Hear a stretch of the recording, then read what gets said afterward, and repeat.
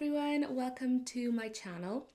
My name is Emily and I'm currently 9 weeks and 3 days pregnant with my first baby.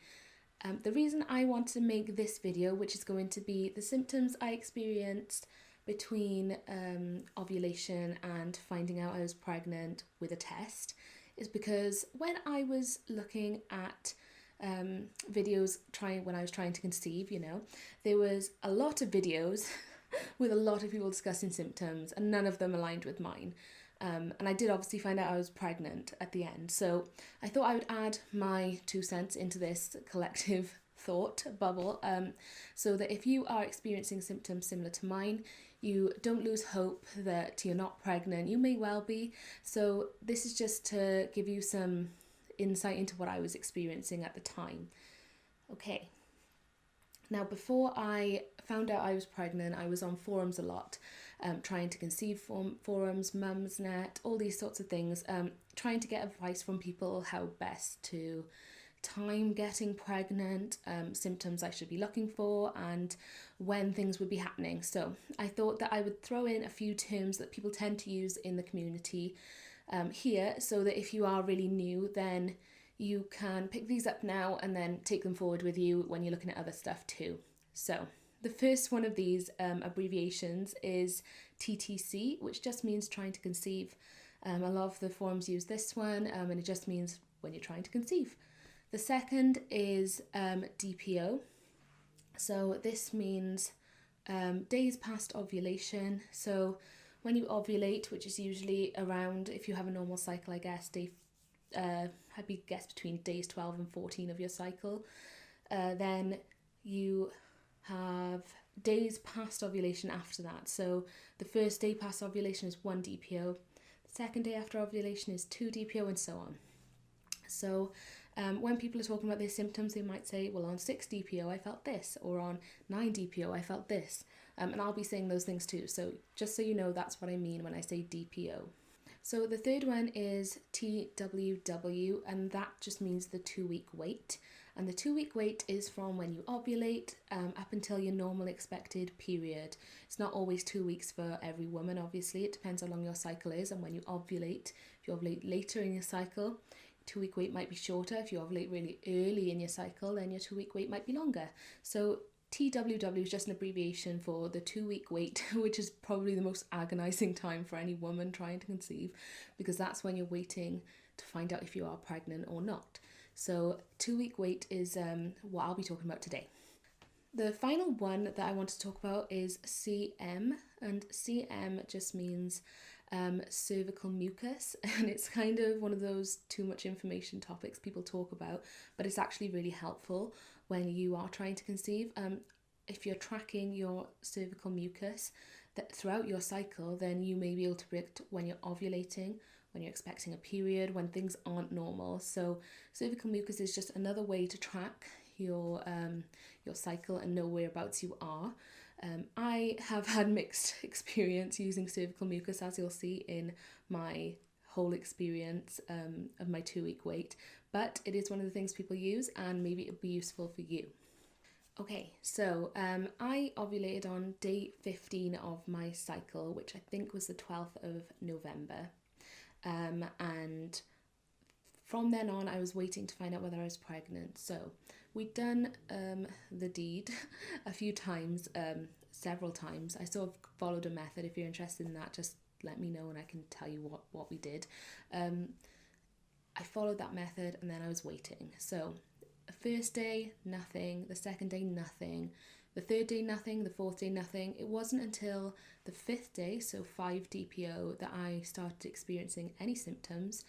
And it's very confusing at that time because implantation wouldn't necessarily have occurred by then. Obviously, probably wouldn't have. And it's highly unlikely that any symptoms you're feeling are to do with being pregnant, but this is just what I noted. The first symptom I felt was being bloated to the extreme, to the absolute extreme. I felt like my belly was full, like really, really full and uncomfortable, full of like air, but not in a gross way. It just felt really just full, and it felt like that for, I would say, about 10 days. I obviously found out I was pregnant partway through. this experience of the bloating, but I never felt bloating like that before.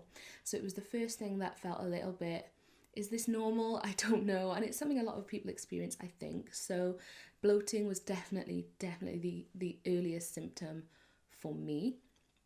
The second symptom I felt was sensitive breasts, but not sensitive breasts in my whole boobs weren't painful to touch or super sensitive. It was just my nipples, and I can't explain. They'd been so sensitive from, I think it was about 7 or 8 DPO until now. They still are extremely sensitive, to the point where I can hardly wear t-shirts without a bra. It's so sensitive to have fabric, moving over those areas at the moment. So what I found was I was putting on my clothes and I just thought, this doesn't feel normal. Like, obviously a lot of women get sensitive breasts around their period. I, to be honest, don't normally really notice that. Hasn't been a symptom for me previously. This was something new and different, and certainly something that I thought was strange. So I'd had the bloating, I had sensitive nipples, and I just thought, this doesn't feel normal, but it was too early to test.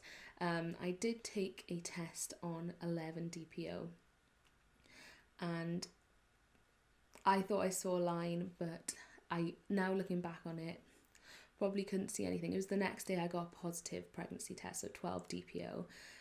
But up until then, up until 8 DPO, I was only having bloating and sensitive breasts, which, can come and go for women throughout their cycle. So it wasn't too much to write home about, but I did know that it was a bit strange.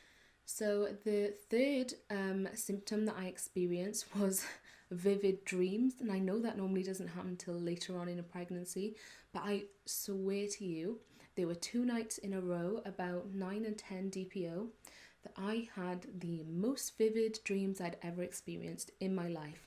And it was, one of them was set in our street, where we live, and there was a burglar, and my husband was trying to, save us and all this sort of stuff. And it was so vivid, and I woke up just thinking, oh my gosh, that was the most realistic dream I've ever experienced. Like, this is so weird.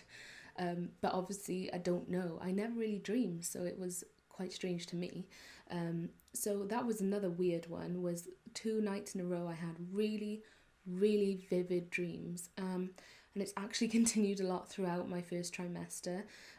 Maybe I would say twice a week I'll have dreams that are so strange and vivid that I can't quite believe that my brain has come up with them, and yet here we are.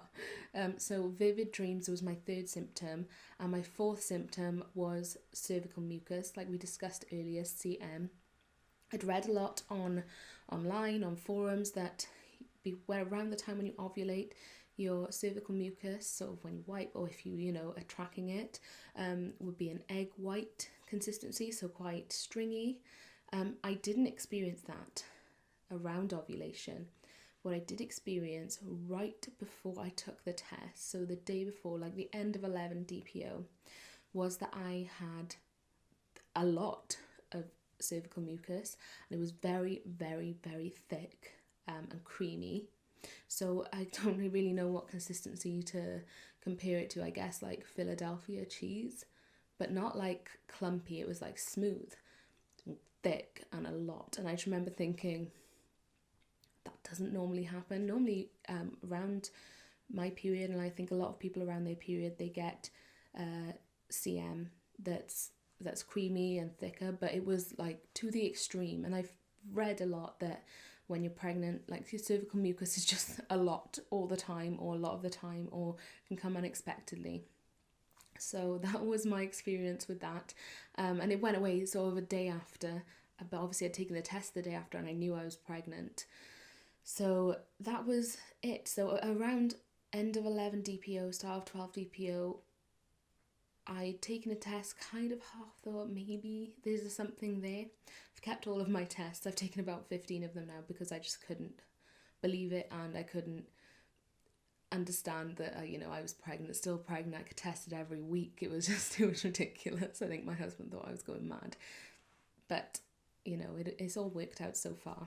Obviously we're still early days, but those were my 4 main symptoms before my BFP, which is another acronym, which means abbreviation. Oh, I don't know.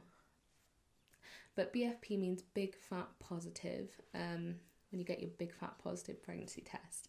So I got my big fat positive pregnancy test on month 2, trying to conceive, and it was actually really month 1, because in actual month 1, after I came off the pill, it was very, we didn't try very hard. I wasn't tracking, I wasn't doing anything like that. So we've been very, very lucky. And like I said, if you do want to know a bit more about, timings of things, when we did the deeds and things like that, please just let me know and I can make another video. I'm 9 weeks now, 9 weeks and 3 days.